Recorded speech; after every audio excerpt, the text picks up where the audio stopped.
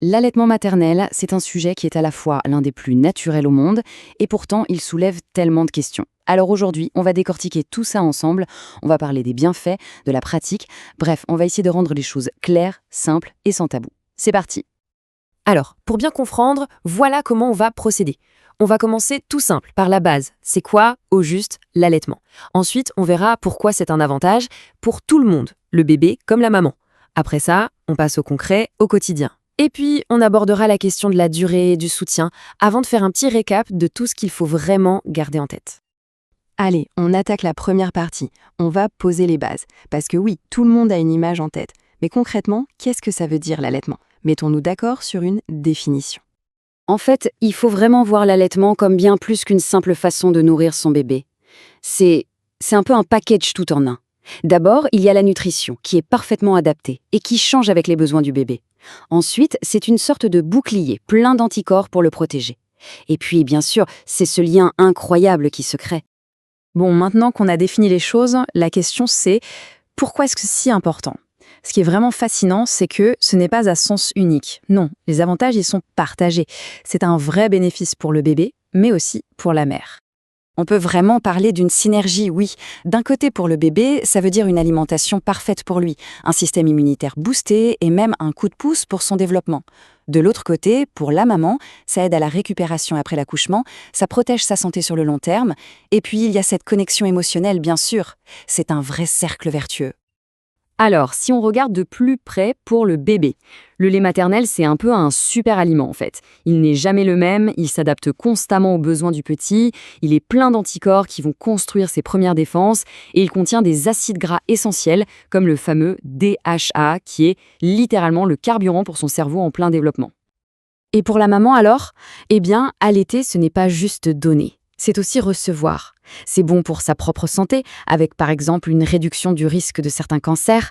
Ça aide aussi le corps à se remettre plus vite après l'accouchement, l'utérus reprend sa place plus facilement.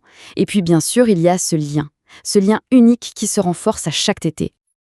Ok, on a vu le pourquoi. Maintenant, passons au comment. Parce que la théorie, c'est une chose, mais le quotidien, c'en est une autre. Alors, concrètement, comment ça se passe? En gros, il y a 3 points clés à retenir. D'abord, on nourrit à la demande. C'est le bébé qui donne le rythme, pas l'horloge. Ensuite, la position. C'est absolument crucial pour que ce soit confortable et efficace, et surtout pour éviter les douleurs. Et enfin, le 3e pilier, c'est de prendre soin de soi. Boire beaucoup d'eau, bien manger, c'est la base pour que la production de lait suive. Et il faut être honnête, les débuts, ça peut être intense. Les premières semaines, c'est une période d'ajustement. Les tétées la nuit, oui, c'est fatigant, mais elles sont super importantes. C'est pendant cette période que tout se met en place, que le corps calibre sa production de lait pour la suite. Oui, l'allaitement, c'est plus un marathon qu'un sprint. Du coup, la question se pose, ça dure combien de temps? Et surtout, que faire quand ça ne se passe pas comme prévu? On regarde ça tout de suite.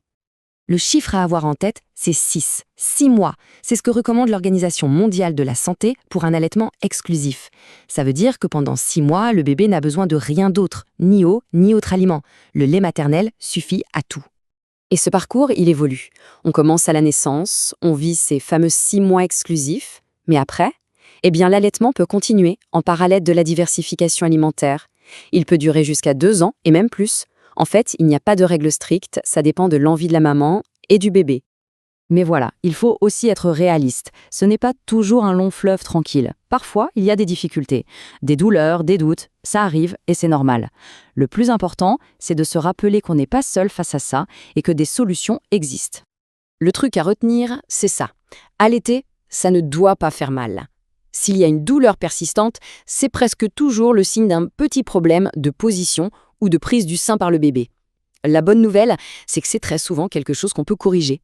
Et pour faire ces ajustements, le mieux, c'est de demander de l'aide. Il ne faut surtout pas hésiter. Un médecin, une sage-femme ou une consultante en lactation, ce sont des personnes formées pour ça. Elles peuvent aider à identifier le problème et donner les bons conseils. Bon, on arrive à la fin de notre tour d'horizon. Pour conclure, on va résumer tout ça en quelques points vraiment essentiels. Alors, qu'est-ce qu'on retient? Premièrement, le double bénéfice. C'est bon pour le bébé et pour la mère. Deuxièmement, la pratique. On allaite à la demande et on fait super attention à la position. Troisièmement, la durée. L'OMS recommande 6 mois d'allaitement exclusif. Et enfin, le plus important, si c'est difficile, il y a de l'aide. Il faut la chercher.